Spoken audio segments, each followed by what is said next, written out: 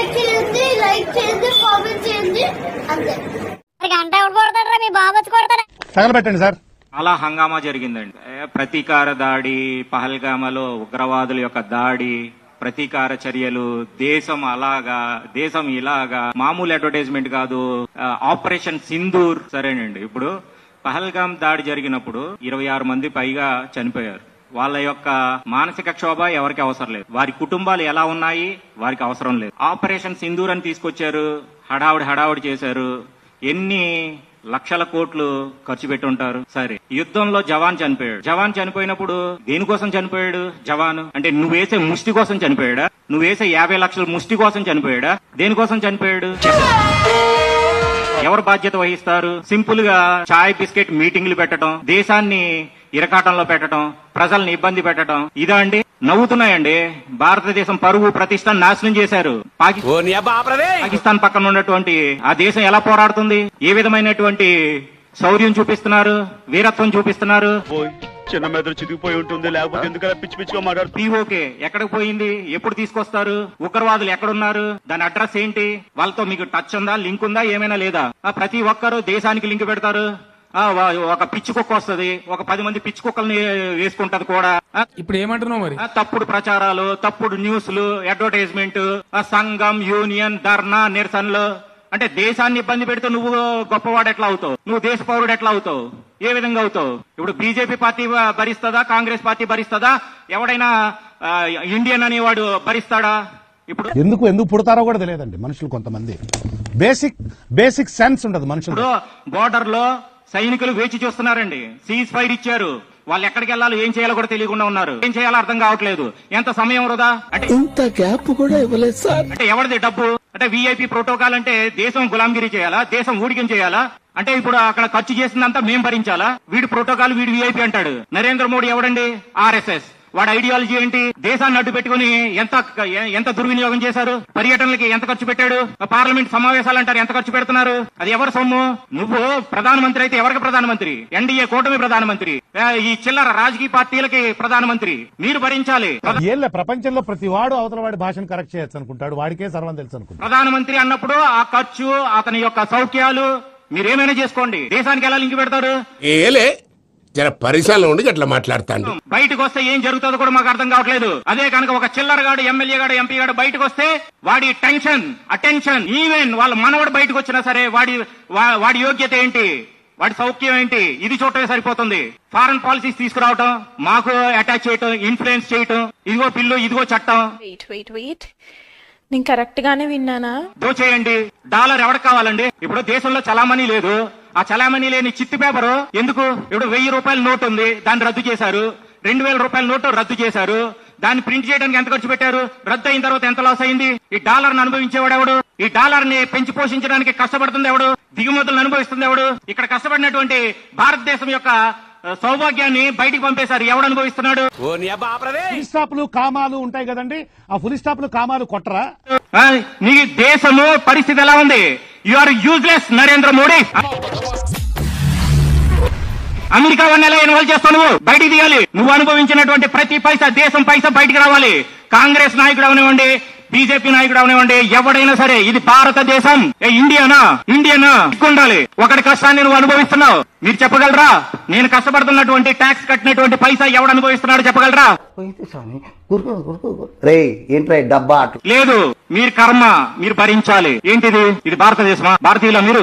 ప్రతి ఒక్కరికి స్వేచ్ఛ, హక్కు, అధికారం. మరి నియమం నిబంధన ఏది? మరి నియమం నిబంధనతో ఉన్నటువంటి వ్యక్తులు లేరా? ఆ వ్యక్తుల వల్లనే దేశం ఈ విధంగా ఉంది. నువ్వు అనుభవిస్తున్నావంటే మేమున్నటువంటి నియమం నిబంధనలు పాటిస్తున్నటువంటి భారతీయుల వల్లనే. RSS వాడు వస్తాడు, వాడి ఐడియాలజీని దేశానికి ముడి పెడతాడు. కాంగ్రెస్ వాడు వస్తాడు, వాడి ఐడియాలజీని ముడి పెడతాడు. మా ఇందిరాగాంధీ అంటాడు, మా రాజీవ్ గాంధీ అంటాడు, మా నరేంద్ర మోడీ అంటాడు, మా నరేంద్ర మోడీ నాయకత్వం అంటాడు. ఏం అడ్వర్టైజ్మెంట్ చేశారండి? ఎంత అడ్వర్టైజ్మెంట్ చేశారు? ఆపరేషన్ సింధూర్ ఎవరెవరిని ప్రమోట్ చేసుకున్నారు? ఎవరెవరికి అడ్వర్టైజ్మెంట్ ఇచ్చారు? నువ్వు బయటకు వస్తే, ఒక ఎంపీ గాని ఎమ్మెల్యే గాని బయటకు వస్తే ప్రజాధనాన్ని ఎంత ఇస్తున్నారు? వాడు కట్టేటువంటి పన్ను ఎంత తిరిగిస్తారా? మాకు తిరిగి ఇవ్వగలరా? మాకు రావాలి, మాకు కావాలి. ఎందుకంటే మీరు ప్రజాప్రతినిధులు, దేశం కోసం. నరేంద్ర మోడీ ఏమంటాడు? నేను లేకపోతే దేశం లేదంటాడు. బీజేపీ పార్టీ లేకపోతే దేశం లేదంటాడు. RSS వాడేమంటాడు? నేనే దేశానికి మొత్తం అంటాడు. మరి అలాంటప్పుడు ఇంత కష్టపడుతున్నాం, ఇంత ఇబ్బంది పడుతున్నాం, లక్షల కోట్లు ప్రతీకార చర్యల్లో ఖర్చు పెట్టాం. చివరికి ఏముంది? జీరో ఫలితం. ఎవరికి లాభం? తెలియదు సార్, మీరు దేశ ముదురు కాబట్టి చెప్పండి. మీరు ముదురు కదా మీరు. అమెరికా వాడికి లాభం ఇస్తావా? అమెరికా వాడికి పెంచి పోషిస్తావా? జవాన్ చనిపోయారు. జవాన్ చనిపోతే దేనికి చనిపోయాడు? ఆ యుద్ధం చేసేది ఎందుకోసం? నాయక్ చనిపోయాడు. 14 మంది టెర్రరిస్టులను చంపేశాడు. తన ప్రాణాలు పోతున్నా సరే శత్రువుని చీల్చి చెండాడాడు. అటువంటి వాడితో కూడా రాజకీయం చేశారు. వెళ్ళి పవన్ కళ్యాణ్ వెళ్ళి కన్నీళ్లు పెట్టుకుంటాడు, గుండెలు కత్తుకుంటాడు. నీకంత ప్రేమ ఉంటే రోజు వెళ్ళు చచ్చిపోయినటువంటి జవానుల ఇంటికి వెళ్ళి నువ్వు 25 లక్షలు ఇచ్చావు కదా, 25 లక్షలు ప్రతి ఒక్కరికి ఇవ్వు, అన్నం తినిపించు, గుండెలకు హత్తుకో. నా జనసేన పార్టీ, నా జనసేన సైనికుడు. ఎవడు నువ్వు? ఎవరితో మాట్లాడుతున్నావు తెలుసా? ఎవరితో మాట్లాడుతున్నావు తెలుసా? Deputy CM. ఎవరికి డిప్యూటీ సీఎం? రేవంత్ రెడ్డి ఎవరికి సీఎం? మాట్లాడితే కాంగ్రెస్ అంటాడు, రాహుల్ గాంధీని పీఎం చేయాలంటాడు. దేశం పరిస్థితి ఏంటి? దేశం నీది కాదా?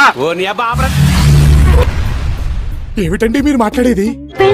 మరి ఎందుకు భారతదేశంలో ఉన్నావు? కాంగ్రెస్ పార్టీ తీసుకొచ్చిన ఐడియాలజీ ఏంటి? దాన్ని ఫుల్ఫిల్ చేయాలనుకుంటే మమ్మల్ని ఎందుకు ఇబ్బంది పెడుతున్నావు?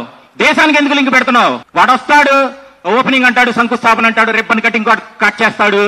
కట్ చేసి మొత్తం విఐపి ప్రోటోకాల్, అధికారులంతా రండి, పోలీసులు గులాంగిరి చేయండి. అదే అటెన్షన్ సామాన్య మానవుడి మీద పెట్టుంటే నా దేశం వేరేగా ఉండేది, నా దేశ స్థితిగతి వేరేగా ఉండేది. మేం చేసుకుంటాం. నరేంద్ర మోడీ వద్దు, రేవంత్ రెడ్డి వద్దు, చంద్రబాబు నాయుడు వద్దు, పవన్ కళ్యాణ్ వద్దు, ఏ అమిత్ షా వద్దు, ఏ రాజ్నాథ్ వద్దు. ఎవరి డ్యూటీ వాళ్ళు చేస్తారు. ఎందుకు? మీకేం అధికారం ఉంది? ఏం చేద్దామంటావు మరి? ఏం దిక్కుమాలిన ప్రశ్న ఇదొకటి. ఒకరి డ్యూటీని డిస్టర్బ్ చేయడానికి. ఇక్కడ పరిస్థితి సీజ్ ఫైర్ చేశారు, అక్కడ విలువలాడిపోతున్నారు. ఎంత మంది సైనికులు కన్నీళ్లు పెట్టుకుంటున్నారో తెలుసా? ఎందుకు చేతులు కట్టేశారు? ప్రధానమంత్రి వాడు ఆదేశాలు ఇస్తాడు.